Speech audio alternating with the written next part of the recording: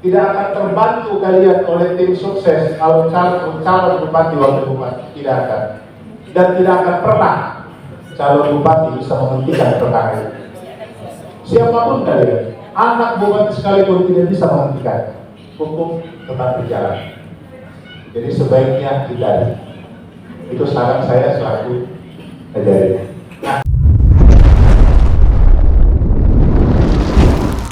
Kajari Minsel Laode Muhammad Nusrim mengatakan 3 pasangan calon kontestan Cabup Cawabup Minsel tidak mampu membela pendukungnya jika melanggar ketentuan perundangan yang berlaku terkait pelaksanaan pemilu kada serentak tahun 2024 ini. Bahkan jika ada pelanggaran yang tidak dapat diproses di tingkatan Bawaslu karena terkait pelanggaran pemilu kada, masih dapat diproses di tingkatan kepolisian. Hal tersebut diungkapkan Kajari Minsel Laode Muhammad Nusrim saat menjadi pembicara dalam kegiatan penyuluhan produk hukum terkait pelaksanaan pemilu kada serentak tahun 2024 yang digagas KPU Minsel. Nusrim mengatakan handphone yang ada di genggaman setiap orang sangat berpotensi menghantar penggunanya berurusan hingga ke pengadilan jika menyalahgunakannya.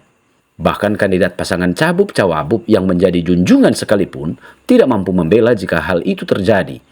Karena itu, Nusrim mengingatkan kepada para peserta yang sedang mengikuti kegiatan penyuluhan produk hukum terkait pelaksanaan pemilu kada serentak tahun 2024 yang terdiri dari KPU dan para stakeholder, pers, LSM, Ormas, serta para camat di Kabupaten Minahasa Selatan agar menjadi pelopor dalam menginformasikan hal yang sebenarnya ke masyarakat. Berikut cuplikan pernyataan Kajari Minsel Laode Muhammad Nusrim berikut ini.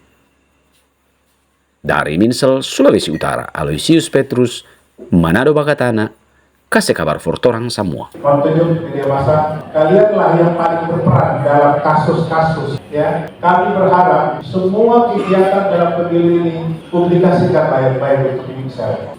Hanya gara-gara sebuah handphone berujung kita ke pengadilan. Apakah calon-calon bupati yang 3 ini membantu kalian? Tidak. Kalian hanya akan mempertanggungjawabkan diri sendiri. Padahal sederhana. Ketika ada yang melapor, saya kan cuma dapat dari FB. Iya, tapi kepada siapa terakhir kalian mengirim dan yang menerima itu keberatan, kalianlah yang bertanggung jawab. Bukan asalnya dari mana, tetapi kita yang menyebarkan terakhir kali. Ya, tolong beritahu kepada generasi milenial, kenapa anak-anak kita ini terlampau aktif. Mereka tidak pernah pikirkan resikonya. Mereka tidak pernah memiliki kebenarannya. Mereka hanya meneruskan apa yang diperoleh. Sekali lagi, tolong ingatkan kepada generasi milenial. Dalam penanganan perkara pemilu kada, pastinya akan dimulai dari Bawaslu. Bawaslu kami sebagai sentra gakumdu, kita akan meneliti. Tetapi jangan berpikir ada perkara-perkara yang tidak bisa diproses oleh Bawaslu, tetapi masih bisa diproses oleh pihak kepolisian. Dalam kegiatan hari ini, para camat, meskipun camat ini adalah bukan bagian dari pemilu, tetapi wilayah kalianlah, ya, wilayah kalianlah tempat pelaksanaannya masing-masing kegiatan pemilu. Kalianlah yang berperan penting dalam membackup KPU sebagai wakil daripada kabupaten. Pak Camat pakai Garuda, pakai. Kami saja tidak pakai Garuda. Yang pakai Garuda ya umum tua, camat, bupati, gubernur, presiden. Maka kalianlah sebenarnya pemilik negara ini. Kami sendiri tidak menggunakan itu. Ya. Jadi bukan hal yang salah kalian diundang di sini, karena kalianlah sebenarnya penyelenggara dari kegiatan ini. KPU hari ini adalah wasit di setiap tempat-tempat pemiluan. Ya. Jadi jangan melihat peran kecil dari para camat, karena terselenggaranya pemilu, suksesnya pemilu, perpanjangan tangan dari pemerintah kabupaten, kalianlah yang paling berperan dalam suksesnya pemilu. Saya berharap ada beberapa kecamatan yang mungkin menjadi contoh bahwa di lokasi dia di wilayah dia itu aman. Ya, itu aman. Kemudian PPK, kalian bagian dari wasit hari ini. jangan pernah berpikir kegiatan-kegiatan dalam pemilihan itu untuk dipublikasikan. Ya. Kalian adalah bagian dari KPU. Kalian bukan warga masyarakat yang boleh untuk mempublikasikan di setiap TPS-TPS. Karena ranah kalian adalah di bawah KPU. Jadi tidak ada manfaatnya. Misalnya nih, itu akan dimanfaatkan oleh calon lain, ya, dalam sengketa. Tidak ada gunanya, karena keputusan KPU itu final. Jadi kalian hanya akan bertanggung jawab kepada KPUD. Persoalan kalian punya hubungan teman, keluarga, tidak terlalu penting itu. Ya. Kalian diberi hak untuk memilih, tapi tidak untuk berpikir bahwa kalian punya data itu akan dimanfaatkan di dalam sengketa kalau ada nantinya. Jadi luruskan pikiran kalian bahwa kalian adalah bagian dari KPUD. Kemudian ini khusus organisasi masyarakat, karena kalian kita adalah seluruhnya.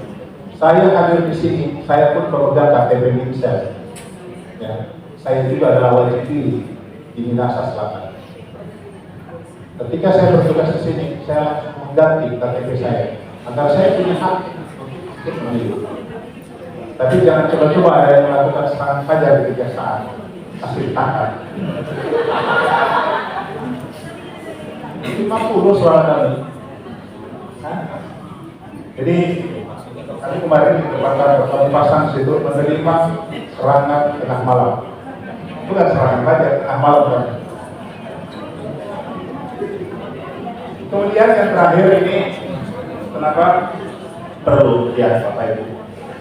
Tanpa adanya dugaan-dugaan pidana, tanpa adanya pelanggaran-pelanggaran, maka pelaksanaan pemilu kita akan damai. Rasanya tadi di awal saya sudah bilang, kalau kita bisa menjaga anak keluarga kita dari pidana, maka Bapak Ibu pasti tidak akan terkonsentrasi. Ya, tidak ada terjadi kasus-kasus pidana pemilu. Jadi hindarilah, tolong sampaikan kepada masyarakat. Peran penting ada di pundak para media massa.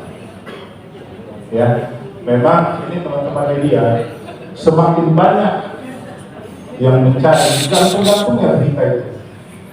Akhirnya kan kita pengen penasaran, ada apa lagi selanjutnya?